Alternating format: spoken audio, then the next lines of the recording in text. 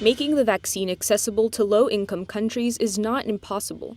That's one of the key points of this seminar organized by the Pontifical University of the Holy Cross in Rome. Among those in attendance was Amparo Alonso from Caritas Internationalis.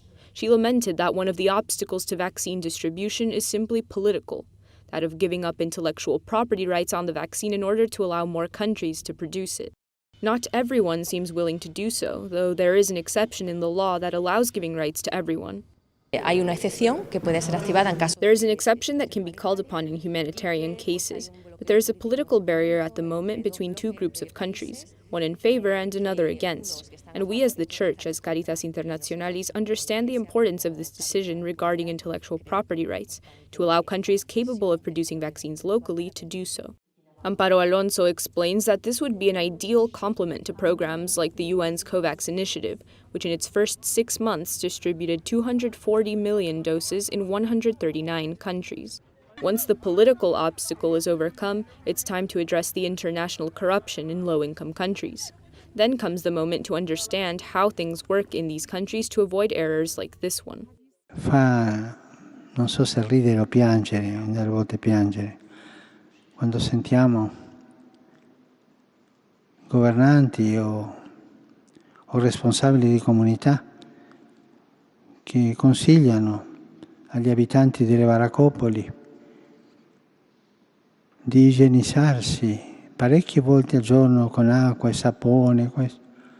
Ma caro, tu non sei stato mai in una baraccopoli, lì non c'è l'acqua, non conoscono il sapone. No, non uscire da casa, ma lì la casa e il quartiere tutto, perché vivono. Per favore, prendiamoci cura di queste realtà. Linda Corbi from the NGO Harambe has a lot of experience in Africa. She says that in Africa, COVID-19 is not the only illness, which is why restrictions were not very popular among the people. Forcing shops and restaurants to close in many cases meant that people risked starving to death. That's why she says the pandemic in some African countries must be used to improve their entire health system. COVID is one of the problems they have, but it's not the only one. That's why this could be an opportunity to work together to improve health conditions in Africa. In other words, to look at the bigger picture and not focus only on COVID. The final challenge would be the local mindset. Linda Corbi explains that local organizations trusted by the people are crucial to convincing communities to get vaccinated. An example of this is what Somos Community Care did with Hispanic communities in the United States. Their success is due to staff and volunteers' understanding of these communities' daily experiences.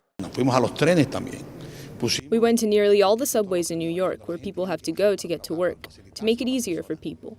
We also decided to administer vaccines at night because many essential workers like Hispanics can't get their family members to the vaccination centers because of their work hours. So when we opened at night, it became very easy for many more people in wheelchairs because their family members could bring them after work.